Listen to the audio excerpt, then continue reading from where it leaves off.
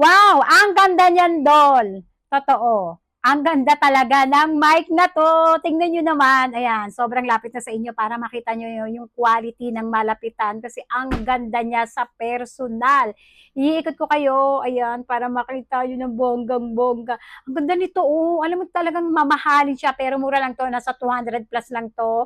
Ito yung ilalim niyan. Wide po siya at itong wide niya ay aabot hanggang sa kapitbahay nyo sa sobrang haba niyan. Siyempre, ikakabit natin yan dito sa ilalim, parang pa ganito. Wait, ayan. Kabit mo lang siya pa ganito, at ayan na. Tapos, i-on mo siya dito. Ginamit ko na to kanina. At ayan, meron ka ng magandang mic na mura lang. Ito yung kanyang box, ayan. At ang maganda dito, kung ano yung nasa box niya, yun talaga yung matatanggap mo. Parang ganyan, ayan, tingnan nyo. Ayan yung nasa box, at ito yung hawak ko, yung natanggap ko.